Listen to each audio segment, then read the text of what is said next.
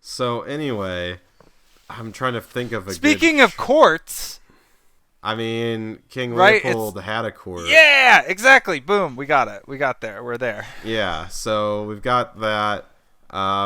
Welcome back to Kakistocracy. This is episode 10.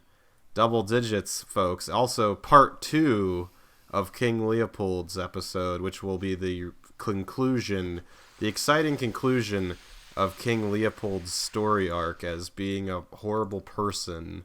So... Kept you waiting, huh? I hope there's a recap, because just like the listeners, it's been a while since I've heard part 1 of this story.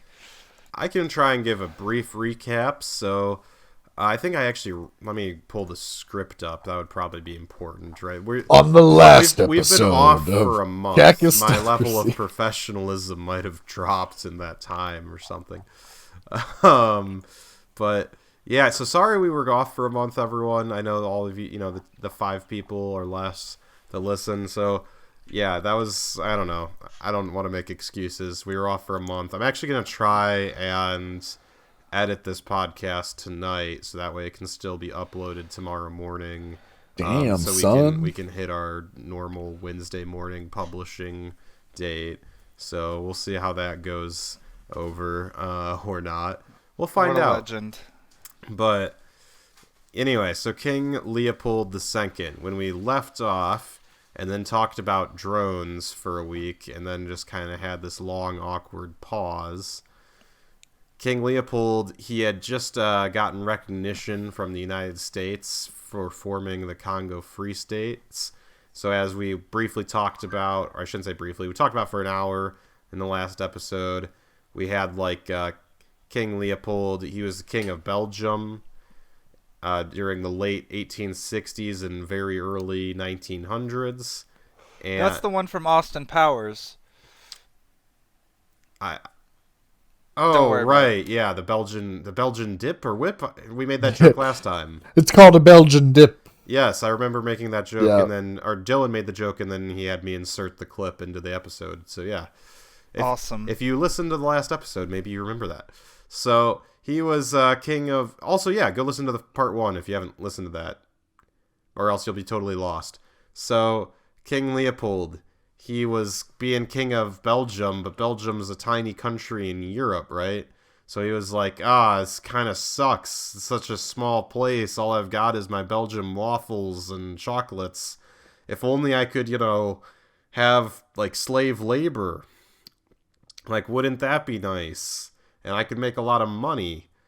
That's from his memoirs. That's a direct quote, definitely. Slavery is hell yeah. profitable. So yeah, it's like there's no expenses to it. It's crazy, but I mean, you have to feed the slaves. Do you though? You can feed the slaves. You don't I mean, have they to may feed last. the slaves. It's it's you have equipment, right? And in theory, if you do maintenance on the equipment, it will last longer. But you could always just find new equipment. Say there's an abundance of equipment, and you don't want to take the time to do maintenance on the ones you already have because you can just get more. Let's say it's that type of situation. So isn't it kind of disgusting that is how those human lives were valued? Yeah, no, that's pretty depressing. That's crazy. And that's what we're going to be diving into as a primary topic. Good thing all human life is valued and never, weighed against its economic value in the present day. Yeah, no, that's good, too. Yeah. So, anyway. So, he, Congo was this largely unclaimed, actually an unexplored area of the world at the time in the sort of mid to late 1800s. Or I shouldn't say unexplored because obviously the people living there kind of knew how it was, but unexplored by Whitey. Yeah, exactly. And believe it or not, hadn't really had a flag planted on it yet by any other European place, even though they had pretty successfully at that point in time. Pretty much Europe just controlled everywhere during the 1800s, for the most part. So this brings up a philosophical question though. If native peoples had flags, would they still have been colonized? I do recognize the reference there, but probably. I'm assuming a lot of native peoples technically did have some sort of like banners or something. Like I maybe like the tribal areas didn't have it as much, but like I'm sure when they got over to like China, like the Chinese had flags, right? Like Well, in China they had to derail with opium, but that's another episode. Yeah. That is another episode, I'm sure, at some point. I haven't officially added that to the list yet, but I'm sure it will make it at some point. So, anyway, 1800s, most of the world's under the control of Europe. They're all doing exploitive extractions, practices, some better than others. And Leopold, he pretty much takes cues from the worst ideas of just how to do, like, basically, again, just purely extractive colonization and just not really any interest in making the place better, even though that was what he told everyone else he was doing. And again, just like, how do we extract as much raw material and wealth out of this place as possible? And ivory is also a thing at this time that people really want. So that's sort of the main driving profit maker that he was after in the Congo, and the Congo actually had a lot of it. So the Antwerp needs their piano keys. Yes, exactly, and their billiard balls. So anyway, so he gets he does this whole propaganda campaign. Again, we're just briefly recapping episode 1 here. Basically does this whole propaganda campaign. He hires Henry Morton Stanley to do a bunch of exploring for him in the Congo. Try and map it out a little bit and cut some paths through the jungle and whatnot. And eventually he gets recognition for his Congo Free State, which is owned exclusively by him. It's basically like he is essentially the ruler of 2 separate states for all practical purposes. It's not that he rules Belgium and then Belgium also like encompasses, the Congo Free State. It's like, no, it's like basically he's the head of state of 2 separate entities. Well, when you file your taxes, if you file one big country, you get taxed more than 2 little countries. So that makes sense. Yeah. Although the Congo is kind of a big country, being that it's 76 times the landmass of Belgium.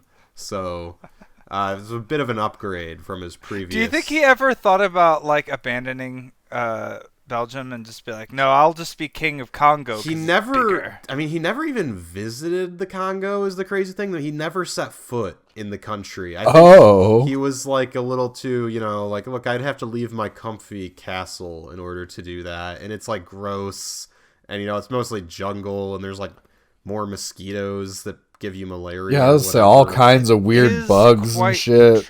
Yeah. So I think he probably just figured, I'll just do some remote oppression, like very.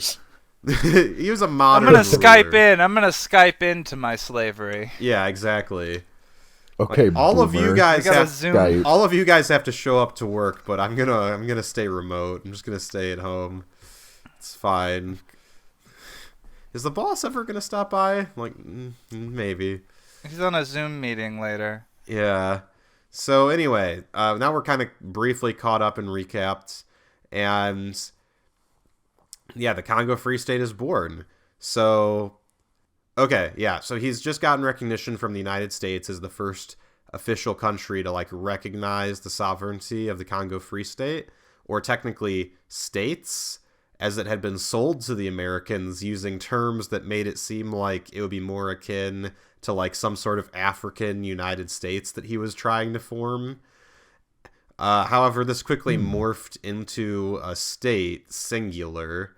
And meanwhile, the International African Association, which you'll remember was basically like the holding company that Leopold had set up to do this whole acquisition under the guise of being this philanthropic organization, was quickly metamorphosizing. The association was, according to a quote at the time from a Belgian journalist, a purely temporary body and would disappear when its work was completed. So Leopold's biggest remaining challenge was working out the minutiae of making sure that the other powers would follow after the U.S. in endorsing his claims. Britain and France were principally concerned that the other would have some claim to the land and didn't really care if Leopold took it. So as long as he didn't end up selling it to the other ones, they were pretty good. He would basically buy both of them off by giving them like some different land rights and holdings in the area, but he still kept control of, the vast majority of it. The most difficult recognition to achieve was that of Germany, where Chancellor Bismarck was somewhat open with how he felt.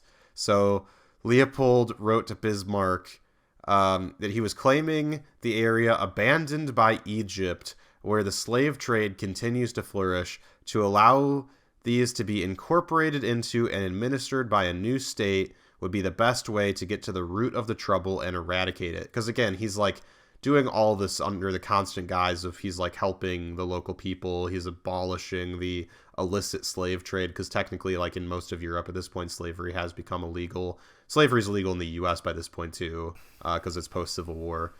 And unless you're arrested for a crime. And that's still the case, I guess, in most places, for being fair. But yeah, and so Bismarck but anyway, so that's what Leopold wrote to Bismarck, and Bismarck scribbled next to this section "swindle" on his copy of the document. Oh my! Which is That's kind of good. Awesome. He also called the reference to it as a confederation of free states a fantasy. Eventually, Bismarck relents, though, and decides that by allowing Belgium to claim the Congo, it'll at least be like more open to German interests and trade and business than if one of the other major players were to take it. Because again, like the idea that somebody was going to take it is kind of inevitable at this point, right? That's just how the world is. We're not just going to leave those people alone.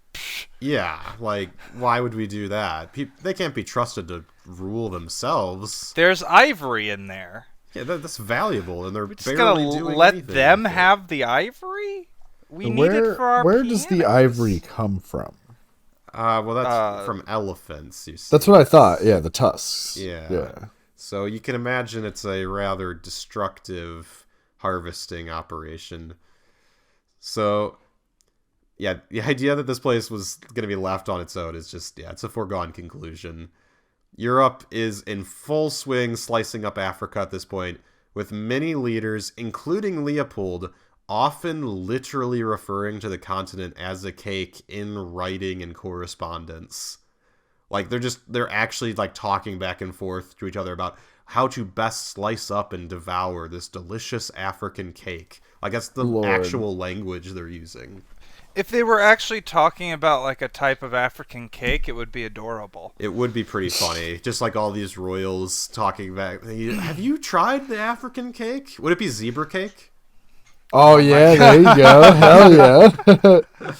Oh man, I haven't had a zebra cake in a long time. Yeah, it's been a couple of years at least. Those are easily A tier Little Debbie. Like, Yeah. not S tier.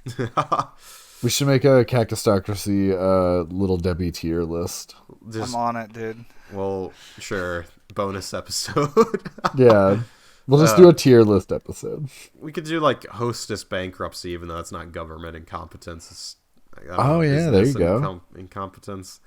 But yeah. Well, that's a discussion for another day. You could argue this episode is also business incompetence, because essentially the Congo's Free State is being run as a weird business / state. So here's a little aside. I had a little. I wasn't gonna get into the thing, but now you've triggered me. As an anarchist, ooh. No, so like a corporation, every corporation is an extension of the state, because every corporation is a legal entity, right?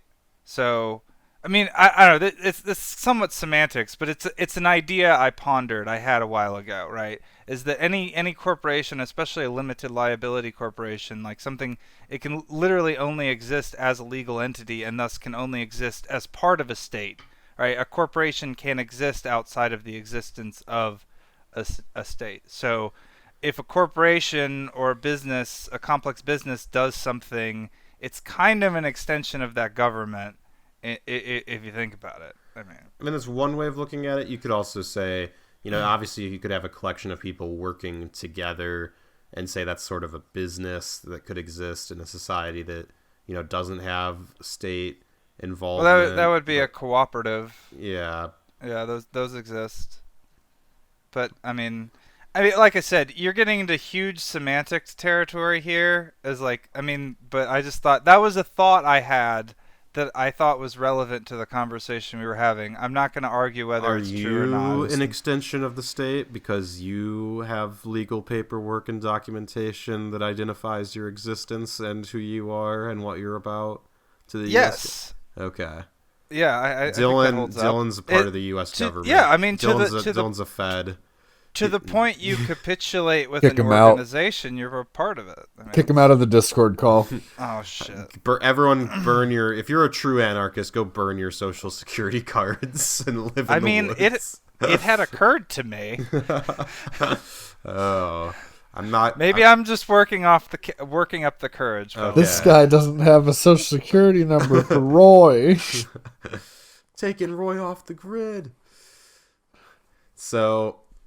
Anyway, so in 1885, following the conclusion of yet another conference, because again, this is what governments love to do, is just have conferences and talk about things and whatever, decide the fates of other people without their involvement and input.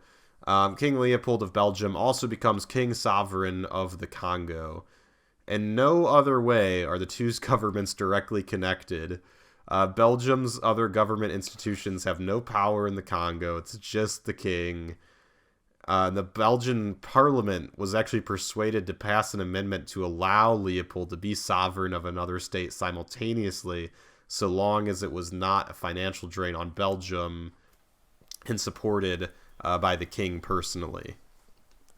So is there anyone else that we know of in history that ruled two countries? Because that is a pretty fucking baller move. That's a pretty fucking Chad move to be like, yo, I'm in charge of this country and this other country. It would be an interesting thing to look into, if there was another arrangement like this. Because obviously, empire is a thing, but, that's, the country itself sort of it's ruled through the bureaucracy. Yeah, it's ruled through the bureaucracy of the country. It's not ruled directly by...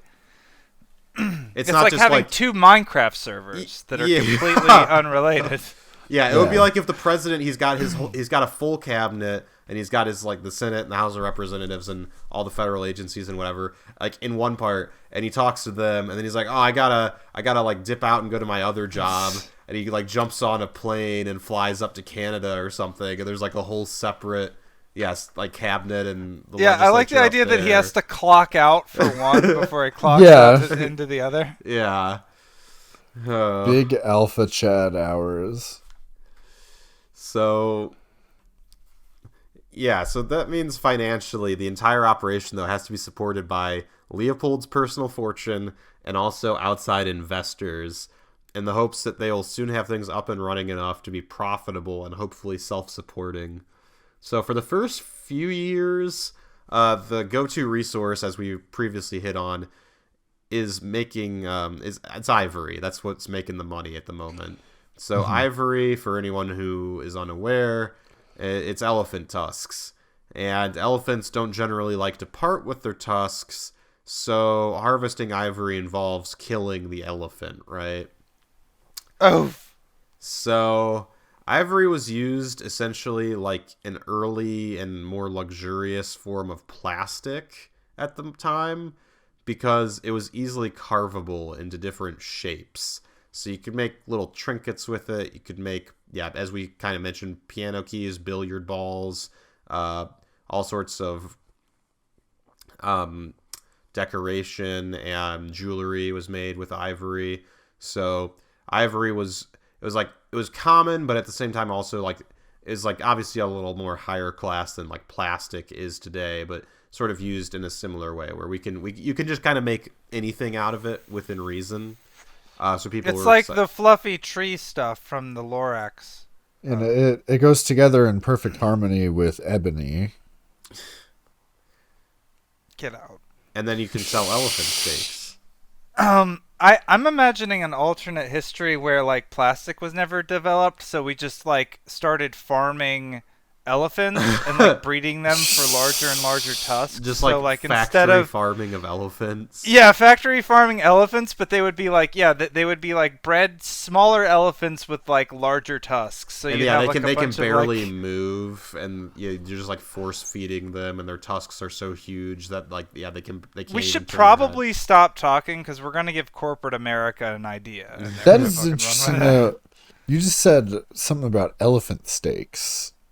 Ooh. Uh-huh. Is that a thing? They didn't actually sell because obviously like refrigeration wasn't a thing. I assume they were eating elephants in the country, but like Yeah. no, it's not like they couldn't actually like export the elephant steaks. So, But yeah, you can eat fun an fact elephant. about elephants: they visit the sites of their dead. Yeah, Huh. Which is like super creepy, which means yeah. they have some idea of life and death, which is like Well, that's just kind of depressing. yeah, okay. Now, dear listener, I extend this question to you. When was the last time you visited one of your dead relatives? Because I certainly have never in my entire adult life. So that means elephants, in my book, have more humanity than me, I guess. You've never done that? I've done that. I've gone to like graves. Yeah, I don't know. I just always assumed their spirit was like, in the Great Hall, and that their body was just I don't know, like that the whole grave thing. I don't want to get into the whole afterlife thing. I mean, Could you imagine though a sad elephant? Is there anything more depressing in this world than a sad elephant? yeah, that's why Dumbo resonates with children so well. Fair enough. That and the racist crows. Oh, I forgot about the racist crows. We ain't ever though seen an elephant. No, fly. don't do the voice. Don't do the voice. What's wrong I'm with just you? imitating the dumb. That's what they say. Okay, here's the new rule, and this I was sucks just for using Pelican. the N-word in a quotation. Yeah. No, it was just a quote. I think whenever we quote a show or something, you need to just replace our quoting with the actual clip. Okay, so if I can find the racist If you can clip find from it. Dumbo. Yes. Okay. Yes. Yeah, Though, that actually, way, maybe that don't way I use don't that get one 'cause canceled. We don't want to be Maybe canceled. maybe not that one because then Disney. Will we get Disney will canceled or kill will us. Disney kill us? Like, Yeah. damn. That's Sophie's choice. The ultimate trolley problem. Either be canceled or be assassinated by the mouse. All right. So, it's moving swiftly onwards. The natives of the land were forbidden from selling ivory to anyone except an agent of Leopold's Free State, and they were often paid a fraction of what this is worth, if they were paid at all. I think that's called a monopsony, I think, when you have a single buyer market. Because we're all familiar with monopoly, which is, Yes. you have one thing that can, like, they control the distribution or production of a thing. Usually of Park Place and Baltic Avenue. Right. Yes, That's yes. that's the strategy. But a monopsony, I believe, is what it's called when you have a market in which you could theoretically have multiple sellers but only one potential buyer. So I think that's used to describe like a lot of like defense products are considered like monopsonies because only the state buys them. Oh, that's interesting. Yeah. Yeah. Usually monopsonies typically only exist because of a government, because obviously That would make sense. Yeah. Obviously, if anybody else could buy it, they would. So. Yeah, so usually it's because a government or a controlling interest is like legally preventing other people from having something is the only time you get monopsonies typically. Or if it's just something that's so expensive that no one else can afford it. So anyway, sorry, sidebar there. No, that's a neat vocab word. Yeah, now you have Write that I've down, never heard and it. at the end of the semester, we will review the vocab words from Kakistocracy. Yeah, first Kakistocracy in and of itself is kind of a vocab word. Now you have monopsony, so you're welcome, listeners. Yeah, you're well on your way. So part of the reason they were paid so little is that the incentive structure that Leopold put in place for his agents was highly encouraging of this. So his agents were paid on commission, and they would receive a percentage, of the ivory they collected, they would receive a percentage of what that ivory sold for on the market. However, the commission was actually a higher percentage based on the less money they paid for the ivory. So if an agent bought ivory for 8 francs per kilo from the natives, they received a 6% cut of the sales. But if they got ivory for 4 francs a kilo, or half as much, they received a 10% cut of all the sales from that ivory. So again, the incentive structure for all of the men that Leopold was employing to collect the ivory was basically just to get it for as cheap as possible. And of course, there's also instances in which they were basically just taking it and not really giving anything in return, because you can just shoot people and do things like that. So especially when they don't have guns. Yeah. And you have guns, then you can just take their ivory.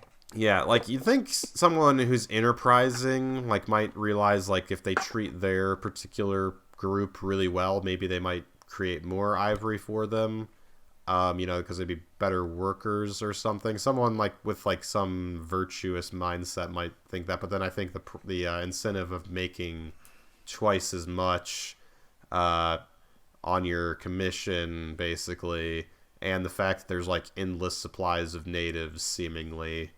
Yeah, I don't know how many virtuous ivory harvesters there really were in this area, or if that thought really crossed anyone's mind. Because I feel like that's the virtuous, capitalist argument is well, if we treat the workers better, maybe they'll produce more. So really, treating them better would actually make everything, more. Yeah, the latter assumes rational actor, right? That's the framing. See, you brought up capitalism. Yeah. So feel free to edit this part out or not. But the saying says rational actors acting freely in a market, yada yada yada. But the problem is people are very often not rational. They're impatient and they're horny and they're hungry. Well, and that's they're the whole thirsty joke with economics as a field in general, where they say economics assumes that people will always act rationally, and that's why economics is such a horrible field, because economists were the only people for the longest time who seemed to think that they could always just assume that humans would act rationally, when everyone else was pretty much aware that no, people very rarely act in a rational manner. That's why advertising works, is because you can be convinced to buy something based off of emotion. In fact, that's what works better than anything else, is appeals to your emotions. Anyway, that's all. So we're taking ivory from these poor gunless fucks. Yes. And also, most of the payment, when they were paid, was doled out to the Africans. It was in the form of beads and cloth or other commodities. Hell yeah! I love it. Did any of it have polio or smallpox? Oh my god. I mean, the smallpox vaccine had actually been around for about 100 years at this point, so it's beginning to be less of a problem. So they had to move on to Spanish flu. I forgot what year we're in. I forgot what tech tree. We're the 1880s at the moment. Oh, word. Okay, so almost Spanish flu time. Almost Spanish flu, not quite. But so money was technically forbidden for the natives to exchange amongst themselves. So it was feared that if they could develop too much of a free circulation of their own economy, it would hurt the free state's ability to exploit them. So they were pretty much prohibited from actually exchanging currency amongst themselves. That's why they were rarely paid in it. So every time you say Free State of Congo, I picture quotation marks around free, and every time you say it, the quotation marks get bigger and bigger and bigger. Exactly. Hold on a second. Sorry. Love you. Sorry, my wife is... I love you too. Yeah, my wife's going to go see a movie with her family. So is it Spider-Man? It is. I'm missing out on Spider-Man, so that way you guys... It's so good. Hear the podcast. You should go see Spider-Man with your wife. You should will... stop this. You would have a much better time. Yeah, we'll do a part 3. Doing. I will probably end up seeing Spider-Man. If you're listening soon. to this podcast and you haven't seen Spider-Man yet, You should probably pause the podcast and go watch Spider-Man, because we're actually about to spoil Spider-Man for you. Spider-Man, actually, the new one just repeats the plot of the Congo Free State, actually. It's actually all James Franco. He's Spider-Man in this one, but it's him going through his history of sexual assault. Okay.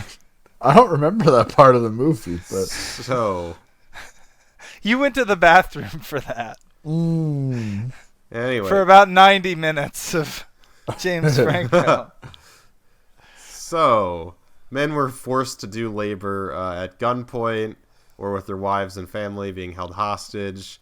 They were forced to do pretty much all sorts of work, from collecting the resources themselves, or from to hauling them to their destination. They were frequently worked to exhaustion, with one particularly terrible account recalling that of 300 men, quote-unquote, hired to haul equipment to a newly founded outpost, not a single one ever returned to their home village. Jesus Christ. oh, So, yeah, children as young as 6 or 7 were put to work hauling goods until they literally dropped out of exhaustion in many cases. What the fuck? Giant elephant tusks were hauled in some cases over 100 miles before they could actually be loaded onto like a steamboat or one of the small railroad lines that had managed to be hacked through the jungle. Okay, I'm less excited about the beads now, guys. Yeah. So, the instrument that Leopold used to exert this force needed for the forced labor was his force publique, consuming about half of the actual expenditures of the Free State. The force publique was a mercenary army of some 19,000 men, and it was the most powerful fighting force in Africa at this time. Most of the force's units were black men commanded by white officers. These officers came from Belgium itself, obviously, but they also were recruited from the militaries of other nations. Many armies at the time were actually willing to give their men a couple of years' leave in order to obtain field experience. So you had officers in the Force Publique that were recruited from Belgium, the United Kingdom, France. You had Poles and Germans, and yes, Americans. And probably other nationalities as well. I like the idea of the guy going up to his CO and being like, "Will you sign my permission slip to go do genocide in Congo for a couple years?" Yeah, sure. And of course they're being paid pretty well, This is great experience for you, boy. Yeah. You'll learn a lot about killing helpless and defenseless people. Good experience. You get to build up a nice little nest egg for yourself, You'll need that experience finishing off the Native Americans. Okay. So, yeah, the Force Publique was known for being particularly brutal, as if that was going to be a surprise to anyone. So the Wikipedia article of the Force Publique manages to get about 4 paragraphs before getting to a subheading titled Atrocities. I mentioned that most of the soldiers were black, and how these black men came to serve is kind of an atrocity in and of itself for many of them.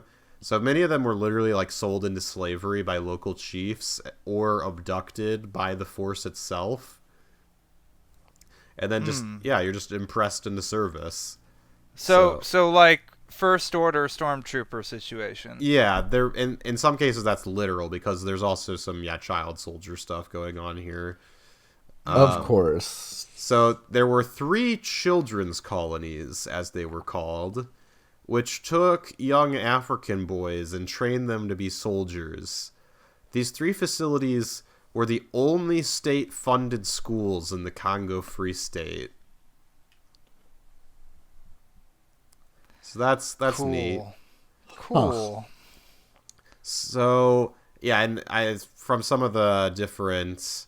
So did they ever get smart enough to at least put the children into Gundams or Avas, I guess? No, not that I'm aware of. That's the trick with the child soldier, is that without the Gundam, it's just a child, and you can just kick him over.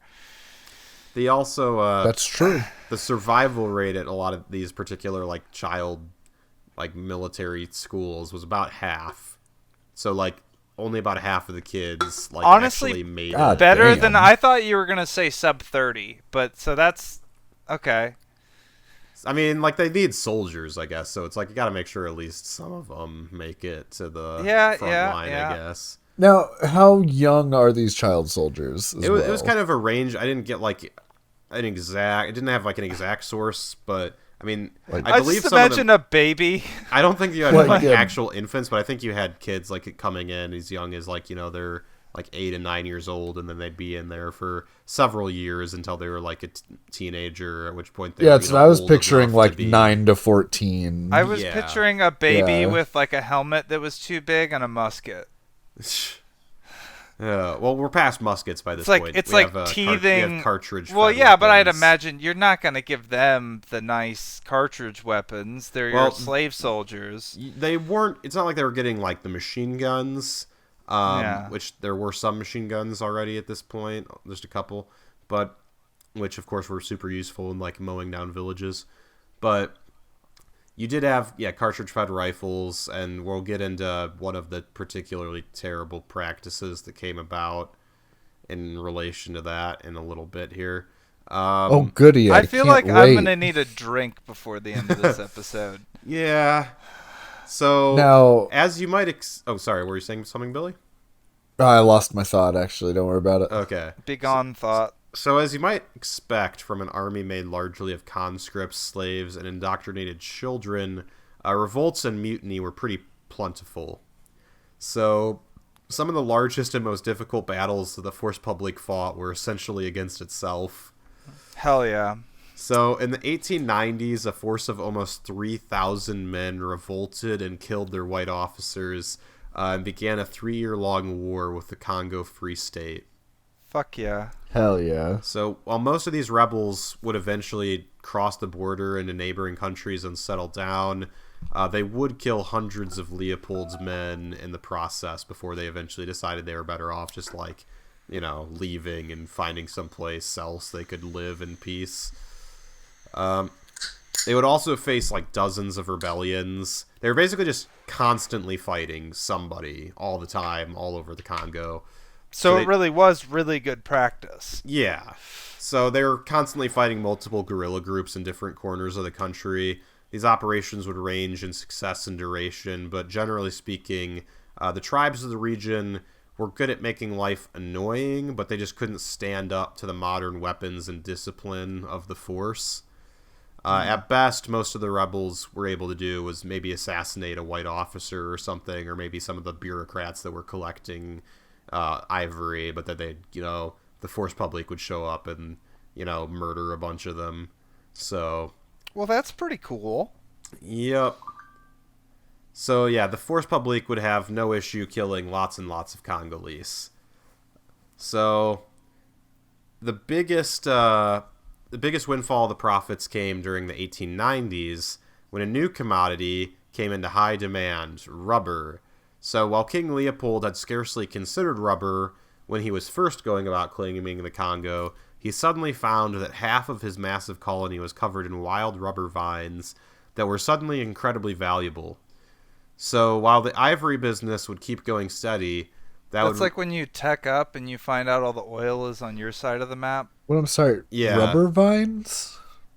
vines, yeah. So like What?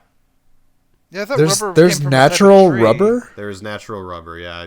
I did not know that. That is a I thing. always assumed rubber was like plastic No, or it's, like a type well, of plastic. I know. I thought early rubber. It's like you tap a tree for it. Like You it's a certain basically, kind of you sap actually that you treat. basically do. You're tapping the vines in this case. So I did write down some of the information on harvesting rubber. Again, most of my source from this comes from King Leopold's Ghost. This and he man was just, prepared. They were describing harvesting the rubber, and I thought it was the way they were describing it. I thought it was vines. Maybe it's vines growing. The vines were growing on trees. Maybe they're coming from the trees themselves too. So maybe the vines are part of the trees. I thought they were just growing on the trees, but maybe the vines are actually. We'll have to look that up, I guess. That is But bananas. The I vines never are knew all that. over the trees, is the point, regardless of whether they're actually a part of the tree or whether they're just, coexisting with the tree. Again, another philosophical question. Yeah. So, this is when like the colony is actually going to become profitable. So like for the first few years, actually, like King Leopold's just barely scraping by and like swindling investors out of their money to like actually keep the thing going, in the hopes that eventually he's gonna figure out how to exploit it enough to get, you know, a return on investment out of it. Because like the Ivory, like sure he was making money on it, but it wasn't actually enough money compared to the amount of expenses there were, and you know, all the soldiers and all the bureaucrats, and how hard it was to like, you know, get steamboats up into different parts of the river, and you know, cut like a thin line rail gauge or thin gauge railroad like through the jungle. Because literally, again, the thing about the Congo River is that like large parts of it have like rapids that are inaccessible. So literally, you would just use the steamboats to like get as far as you could down one part of the river, then like unload the steamboat and like hike the stuff a few miles like past the rapids, and then go to a different steamboat and load it on there. Huh.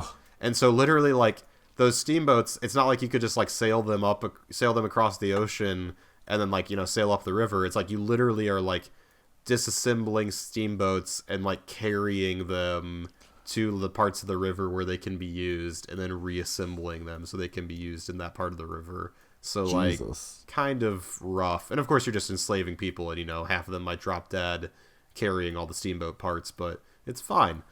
So yeah, There's always more slaves. exactly. So King Leopold, he discovers he's got, you know, rubber, which is sweet. And he's, you know, been barely avoiding bankruptcy up till now.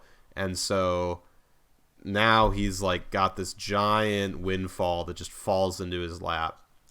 So he went from piano keys to condoms. Truly the pivot that he needed. Yeah, Pianist for sure. to pianist.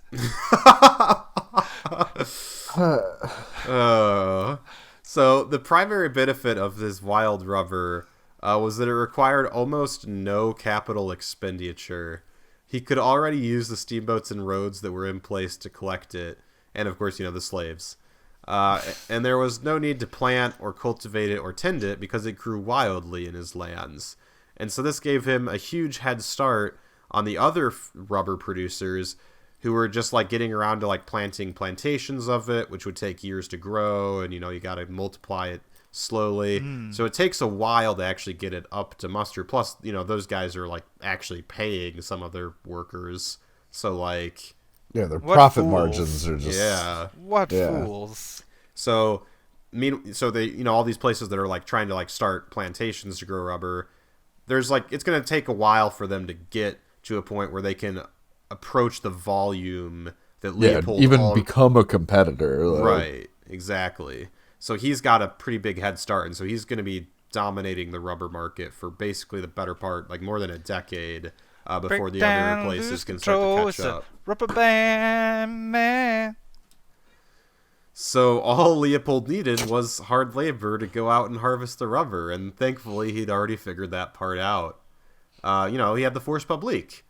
No, he wasn't going to use the force to go gather the rubber. He was just going to force, you know, everyone else with the force to go Force before the them. public to go. Yeah. Yeah. So gathering wild rubber is, you know, kind of hard, as you might imagine. So rubber, it grows in these long vines that wound around the trees, and they go up into the canopy. And in order to get the rubber, the worker would tap or cut the bottom of the vine and let the sap drip out. And they would then carry the baskets of sap back through the jungle. The problem was that the rubber around the villages and trading posts, you know, it got harvested pretty fast. So that means that the harvesters, they have to go further and further into the jungle to get it. Yeah, jungle's not safe. Yeah, and also the areas where the rubber vines tended to grow also tended to be swamplands, making traveling even harder. So that's cool. And, you know, crocodiles. Yeah, and then What are you doing in my swamp? and jaguars also killed a lot of people as they were out trying to do this. As they do, yeah. Yeah. So depending on how high the base of the rubber vine was, getting up to it could also be dangerous. Many men like would fall to their death, or they would like fall and be injured, and they're like 3 days away from the village, then they just die. See, thanks to modern technology, we can just clear cut the swamp. Yeah, and fill it in. Just cut the trees down, let them fall into the swamp, and yeah. Or you just get that guy to drain the swamp for you. I was about to make a drain the swamp joke. You fucking beat me to it. So, yeah, many men fell to their death, or they received other injuries from climbing trees to try and harvest rubber.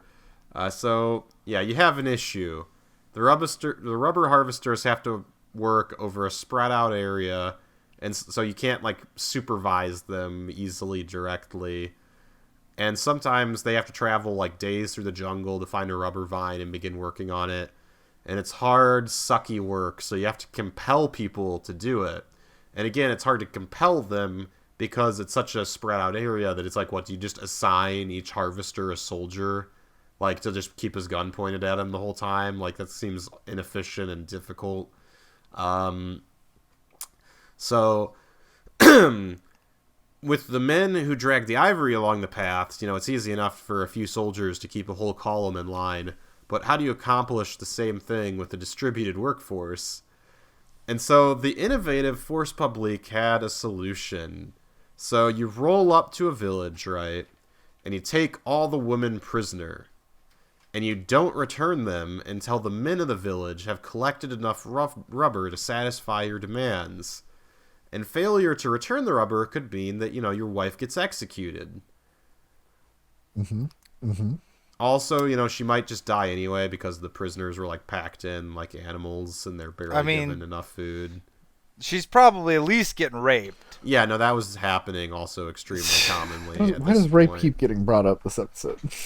I mean, usually when, like, a military force has unlimited control over a population, there's gonna be some rape. That's true. Yes, unfortunately, it's a common recurring theme in human history. Best of luck to the Kurds, I guess. I hope they take over. Yeah. So here's an excerpt from the official manual given to administrators in the Congo Free State. In Africa, taking prisoners is an easy thing to do, for if the natives hide, they will not go far from their village, and must come to look for food in the gardens which surround it. In watching these carefully, you will be certain of capturing people after a brief delay. When you feel you have enough captives, you should choose among them an old person, preferably an old woman. Make her a present and send her to her chief to begin negotiations. The chief, wanting to see his people set free, will usually decide to send representatives. And how? That's some fucked up shit. I hate that. Like, it's a manual on being, like, the worst kind of sociopath. Here's how to be the worst people ever. Yep. So, it's about this time we get into the niche hobby of collecting hands. Collecting, what? Hands. Oh, yes, okay. I heard that correctly. Yeah. It's, I'm going to guess this isn't asking for I was going to say, like, llamas and hats. Yeah. Carl! That kills people. So, I eat hands. What did you do? Oh, well, I enslaved a whole population, and then I cut their hands off. So, and actually there was a rumor going around among the native people that, like, the white guys were eating their hands, and that's why they were cutting them off. Anyway. Meat's meat. So, as I said, murder was kind of a regular part of the process in the Congo. The Force Publique was busy fighting rebels and murdering people constantly, but since they were so afraid of mutinies, as I said before, those also happen. The officers, they want proof of killing someone in order to give out more bullets to the soldiers, because they were afraid that, like, men might be saving ammunition to revolt, or, like, they might be wasting it on hunting animals. So, how do you prove that you killed someone? You take the hand. Because, naturally... Yeah, I mean, scalping takes too long. Right, and, like, you could bring in the whole body, but, it's a lot of work. You have to, like, drag them in, and what if you killed multiple people? Ear? So, I mean, that could also have worked. But they settled ear, on... And if you cut it right, it has that natural hole, so you can make a necklace out of it? That's what I was thinking, So, obviously, we need to make you should have been there, Dylan. You could have really helped him out, I guess. I really could have optimized this whole situation. You could have done well in the Congo Free State, Could have made a name for yourself that we'd then be talking about on this podcast as one of the worst humans to ever live. So, the efficient solution that the Force settled on, though... Hey, I'm not done yet in my current life, buddy, okay? I have plenty of time left for more atrocities. Just you wait. Just you wait. I'm gonna collect so many hands and ears. Hell yeah. So they would cut off a hand. They'd bring that in to prove that they killed someone. So the soldiers, you cut off the hand of the people you shoot, and then you present this as evidence to get more bullets. Or also get paid, because sometimes you're getting paid basically for how many people you killed. So that's interesting because you said they weren't allowed to use currency, but now hands have become their currency. Well, I think there was some use of currency, but they just weren't the tribal people weren't allowed to use currency with each other. You don't want them to develop their own economy and have a middle class. Well, no one would have any hands left. So sometimes it would take a while before the hands could get turned in, right? So they would smoke the hands to prevent them from rotting. Oh no! Before they turned them in. And there were so many... I mean, that's not as gross as letting it rot, I guess, but yeah, so many units were killing so many people that it became a standard thing that one of the guys in the platoon would become known as the keeper of hands, and that was his job, was just smoke hands and keep the collection of them. That is pretty fucking metal, I'm not gonna lie. Just imagine that's your job title, the keeper of hands. It's kind of nuts. At what point do you not have a moment of self-reflection? Be am I really where I should be in my life? What decisions did I make to lead to this point? Just as he's watching, he's slowly turning the stick with all the hands. It's like a rotisserie. Are we the baddies? Oh. Maybe I'm the villain. But let's say, what if you still wanted to hunt? Or, what if, again, you're being rewarded for every person you're killing, presumed that they were a rebel or whatever. You just start cutting people's hands off, yes, obviously. You want to boost your numbers without necessarily shooting people. You want to get that KD ratio up. So, yeah, thankfully you can chop someone's hand off without killing them first. And so this is why in so many of the photos of the Congo from around this time period show lots and lots of mutilated people who are missing hands because they were chopped off by the Force Publique. So that is fucking awful. Yeah, there's some pictures in the book, you know how some books will be where it's not like it's a picture book, but you'll read it. Yeah, it'll have a random black and white photo or something. Yeah. Yeah, or in the middle of it, there'll be 12 pages that are just photos. Yeah, different things. Yeah, and there's one that's just awful and depressing. I don't know who took it because it's not a good photo, so I don't know if it was one of the few people that was trying to get the word out about how bad it was. And it's literally what it's described as in the caption anyway, is a father looking at his daughter's chopped off hand laying on the ground, and it's just the most depressing photo. Yeah, you hate to see it. Yeah. Okay, now who the fuck is taking child hands as full points? Yeah, I don't know. Also, that should only be you get 5 bullets for a child hand. 10 for an adult hand. Yeah, I don't... this one just shrunk up more than usual when we were smoking it. Who how long did this stay in place? Because how do the people who instigated this policy not think, oh yeah, they're just gonna cut people's hands off? Or maybe that's what they were because like eventually like they're not gonna be able to pick the rubber. Like, they're chilling over in Belgium. They don't give a fuck. Thankfully, they were nice enough that most people, they'd only cut off one hand. They didn't leave most people completely handless, So that was considerate. Most people. Imagine like begging the guy to cut off your offhand so you don't have to like relearn how to do everything. Yeah. That's just awful. Also, I imagine like if someone cuts off your hand, like that's a lot. You're gonna bleed out, right? Like that's a big open tourniquet. wound. You can cauterize it. You can. There's a few I things guess you could. do. Yeah, I mean, you could a lot tourniquet of the that. photos, the people clearly like it's just like it's grown over. So I don't know what exactly they were using to treat it, but like a lot of people actually did survive this, and went on to live, disfigured lives. Yeah. Because Okay, of just so brutish policies. The God whole damn. time since we started, I was thinking, what's the angle here? And I got it. So here's the elevator pitch, right? We do a grindhouse film. Man's whole family gets their hands cut off. He builds weapons as what do you call it? Prosthetics, right? They all get prosthetic weapons, like in Planet Terror, like Evil right? Dead, yeah. And then the family, all with their like prosthetic weapons, go and take on the force the people's force The force of public. the force publique, and then Tight. we get Tarantino to direct or Rodriguez, either one. It doesn't fucking matter. Title of the movie: The Handman. The handyman. The Handyman. That's better. All right, Emmy, please.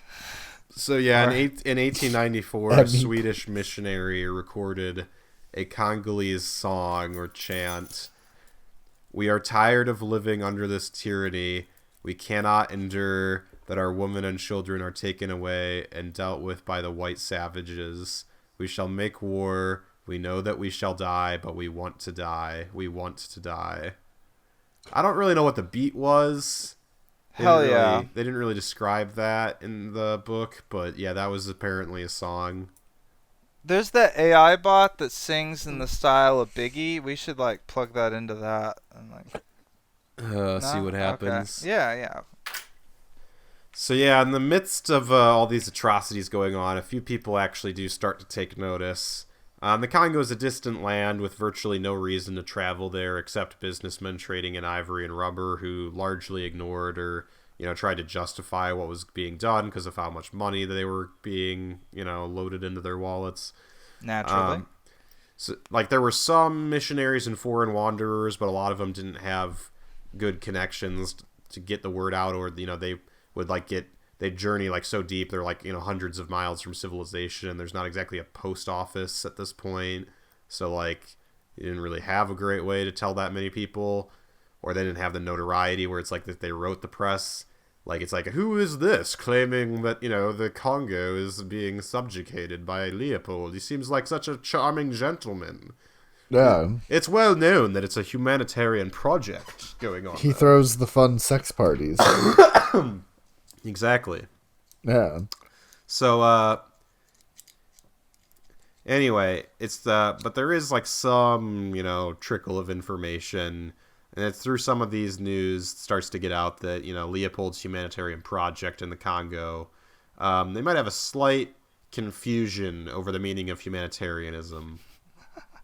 So an American... Oh, you're supposed to keep the humans alive. Oh, okay. I thought we were just supposed to have humans alive or dead. We messed up, guys. We messed up. I'm sorry. Okay, this got out of hand. I'm sorry. We started trading the hands. Oh. Oh my gosh, it's so awful. So, an American black man named George Washington Williams, who professed to be Colonel George Washington Williams, but in fact was not, which will slightly come back to bite him a little bit later. He took a trip. Stolen valor. That's stolen valor, brother. Yeah, so he took a trip through the Congo Free State in 1890, and he was understandably appalled by what he was seeing. So Williams had grown suspicious that something was afoot before ever reaching the Congo when he stopped in Belgium. Like first, the first stop was Belgium on his trip from the U.S., and then he was going to go from Belgium to the Congo Free State. And he wrote of the visit there, "Every possible influence was exerted to turn me aside from my mission. An officer of the king's household was dispatched to me for the purpose of persuading me not to visit the Congo." He was told of the horrible diseases that ravaged travelers and that it was rough going and difficult to travel in the country. And the king asked Williams to postpone his visit by at least 5 years. Oh my god. In reply, Williams told Leopold that he would be setting out within a few days. So Williams would spend about 6 months in the Congo, observing with increasing fury it's like when you ask your teacher for an extension on your homework. Look, I'll get the living conditions a little better. Just give me 5 years. I'll take a C. I'll take a C. Just let me turn it in 5 years from now. For real, dude. Holy shit. Yeah, so he's gets pretty angry the longer he goes on here. Realizing the terrible conditions that the state is under, and he would end up writing a publication simply called Open Letter, addressed to Leopold but also obviously published to the wide world.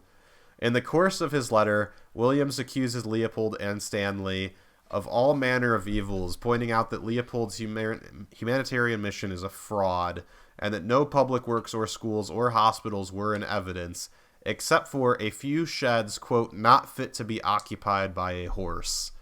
He levies charges of rape against many administrators, openly calls Leopold and his government slave traders, and describes the horrific conditions that many of the forced laborers endure. An open letter was distributed widely throughout Europe and the United States, which began a war in the press over its authenticity.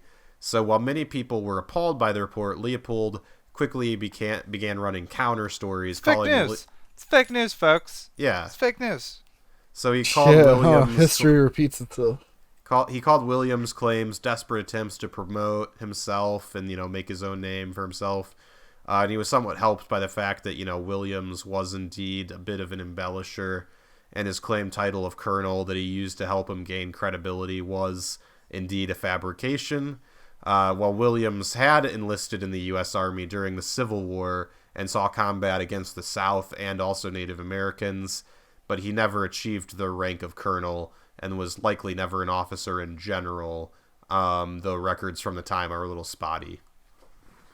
So Leopold was able to do a decent job of portraying Williams as an embellishing liar, but the cat was out of the bag. And international outcry would only start to grow from this point on, as the Williams open letter inspired more people to take a closer look at the Belgian incursion into Africa. So the principal figure here is a man named Edie Morrell. So he's going to take up the cause several years later, although his suspicions were primarily confirmed through other means. So Morrell worked for a shipping company in England that worked extensively with the Belgians in the Congo Free State, which Morrell was often sent to supervise because he spoke French. It was during this time working for the shipping firm in the baguette. Indeed. Sorry, I was late on that one. French tendencies. It's during this time working for the shipping firm in the 1890s that his suspicions were aroused. So he would note that cargo ships would arrive from the Congo laden with fortunes of ivory and rubber, yet the trade only seemed to flow one way.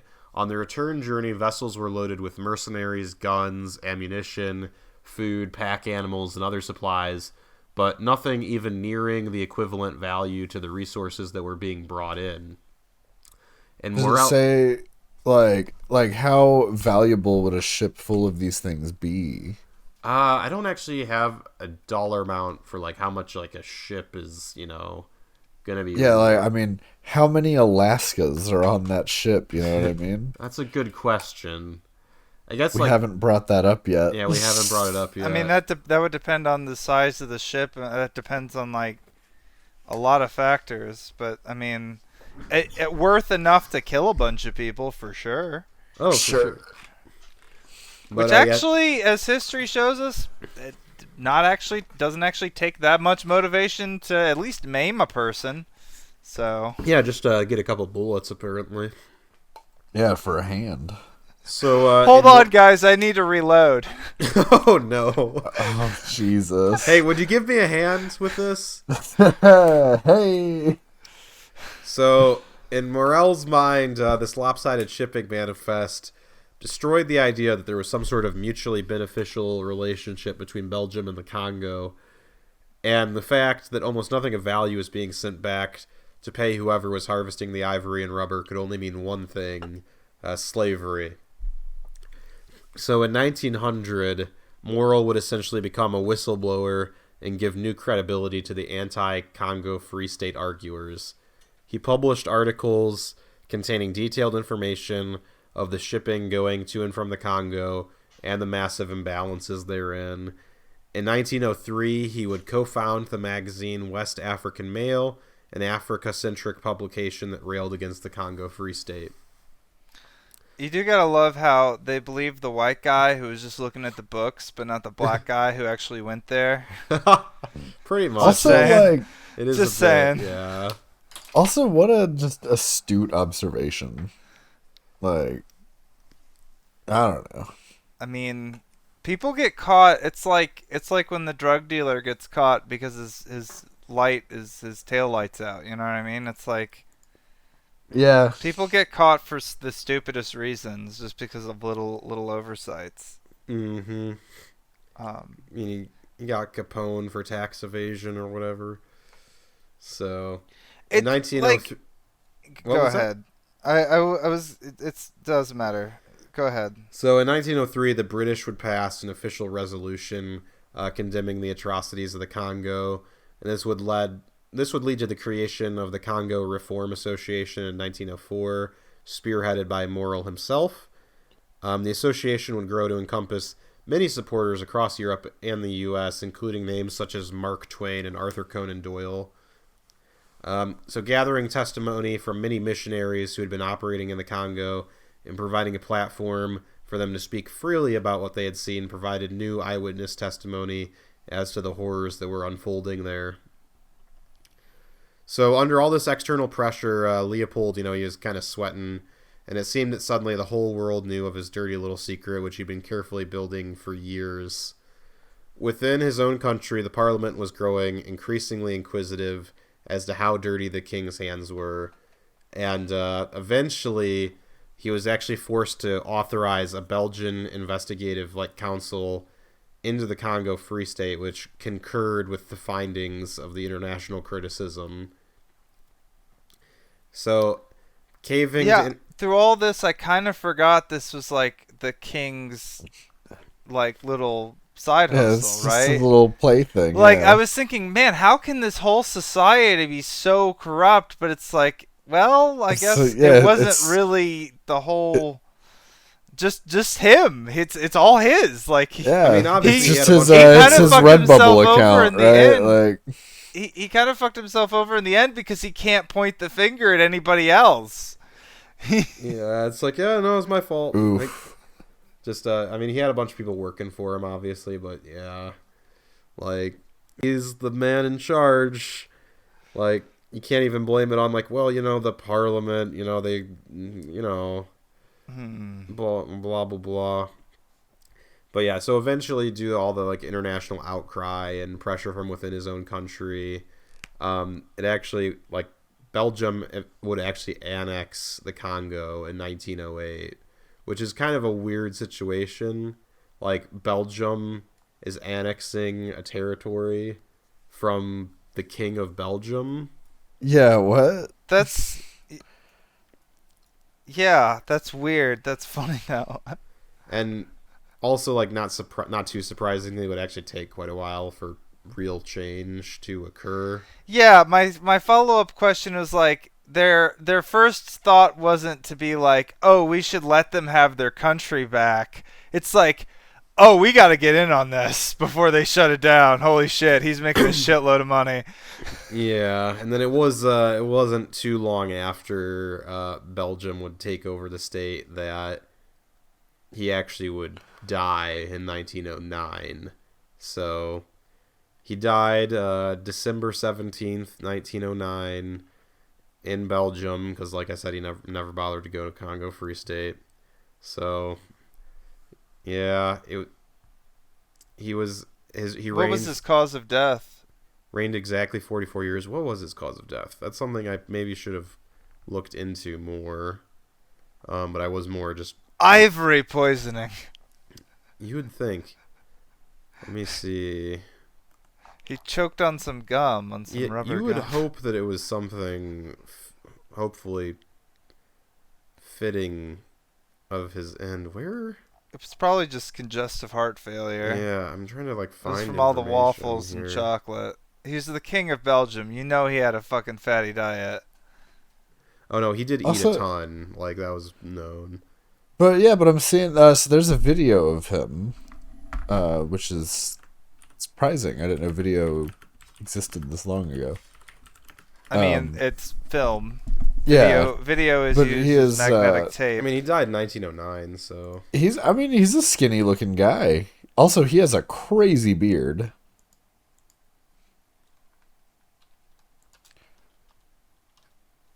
I'm having trouble finding what actually caused his death.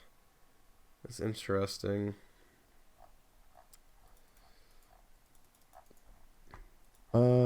Yeah. It might be one of those things where they didn't say because they don't want the public to know. Oh yeah, he looks like an asshole. Dies in a particularly embarrassing way. It's like Stalin, where they don't check on him for 3 days because they're so afraid of what's going to happen. That autoerotic gulagged all the doctors.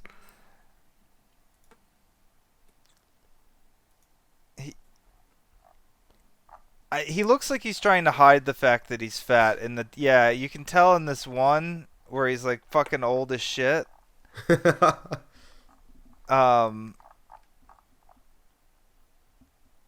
He's trying to hide it with the slim black straight suits, but he's got a belly. He's a fat asshole. Oh, I totally forgot to mention in all this.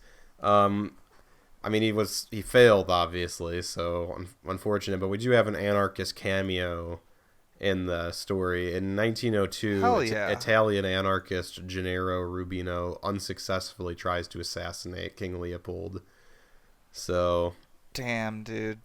Almost got him. But not quite. But yeah. So what did we learn? We learned that having an industry that is purely based on extracting resources is bad. No, that's not it. Don't chop off hands. That's a good one. Yeah, hands as currency equals bad.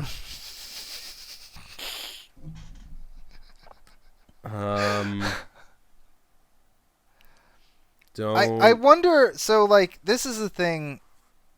It's kind of scary to me, the level of which humans can be just absolutely psychotic. And this is one of those stories that it's just damn, how fucking bad can we get? Because sometimes it seems like there's no fucking end to it, as far yeah, no, that's true. Yeah, because it's especially considering so much of their force was captured slaves, and though obviously a lot of them revolted, the fact that they couldn't get a what do you call it, a tipping point, they couldn't spread the rebellion or whatever. Yeah, it was just completely technologically outmatched, or militarily what's crazy outmatched. is the big revolts, the 3,000 guys, they were doing well. Like I said, eventually they decided the majority of them are just like, yeah, you know what, we'll just go over and settle down in a neighboring. Easier to run away than to keep fighting. Yeah. Yeah, but they were doing like well. They were like well coordinated, and they were like pretty good at like raiding the supply lines of the like force publique, and so they were like resupplying their equipment and weapons, and were able to like keep a pretty good fight going for, like I said, almost 3 years. But I guess eventually they just were like, you know what, like we'll just like get out of this place, I guess. So it is unfortunate, but yeah, humanity, you know, we're dark creatures, I guess. Hopefully we're still evolving, but the question is what direction, I guess. Then you have Heart of Darkness is actually written, like, inspired by the Congo, by the way, if you weren't aware of that. So, fun factoid about this episode. Is there a final tally for the, like, what, like, when did, so I actually like pulled up Congo on a map because context clues. Also, you're talking about the river. And I noticed there's a Republic of Congo and a Democratic Republic of Congo. Yeah, so one of them is actually the territory that Leopold was like basically like gave to the French, the smaller one, and then the bigger one is the one that like, that's the Congo Free State, or what was the Congo Free State.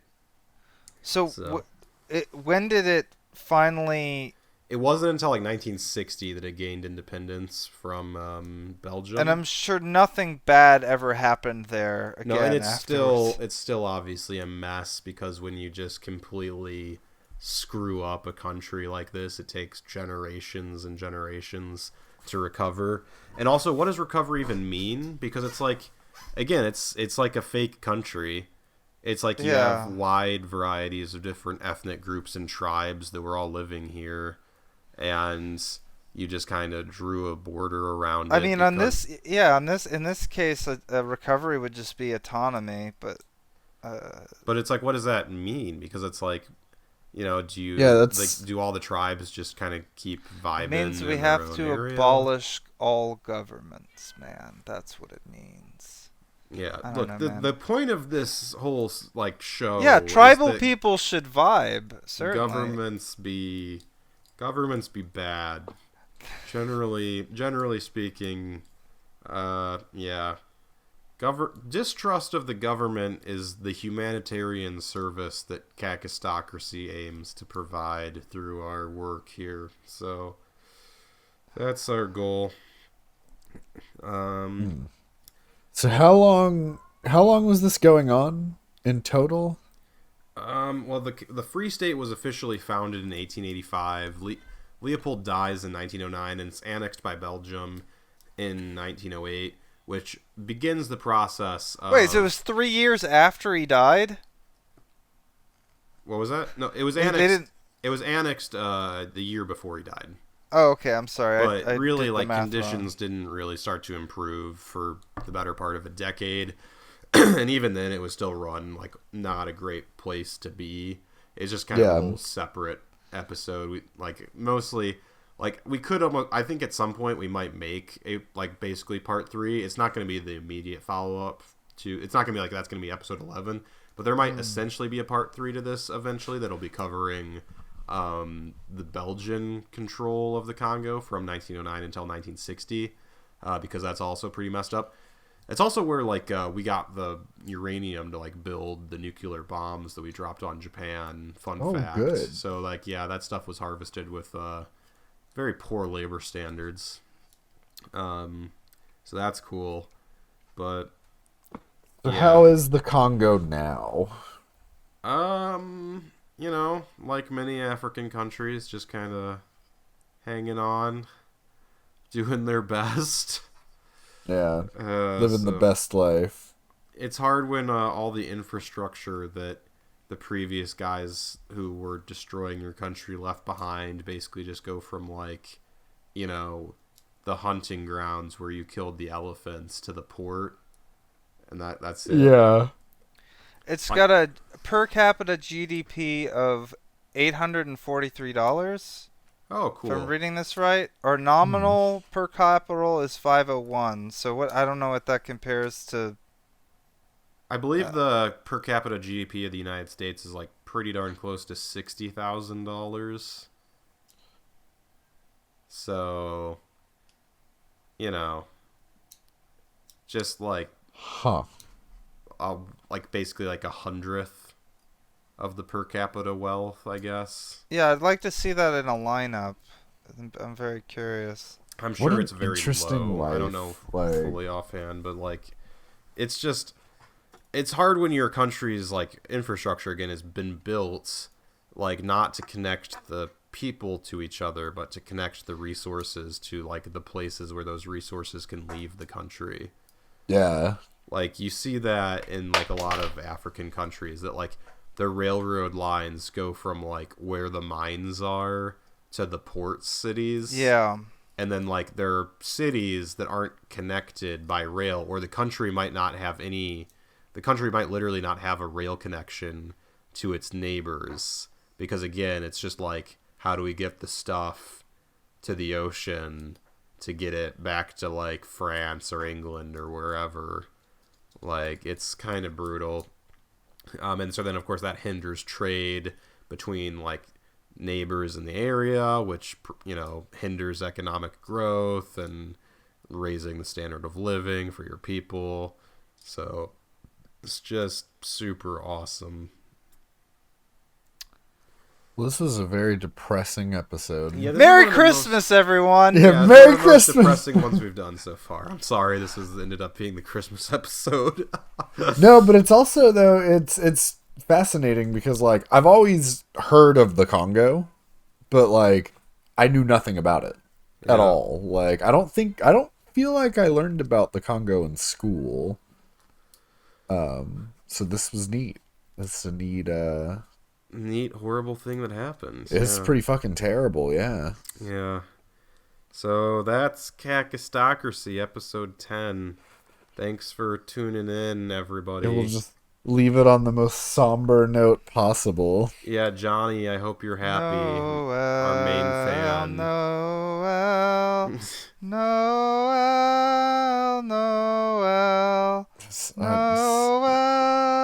Oh, he doesn't know any more words. That's all he's got.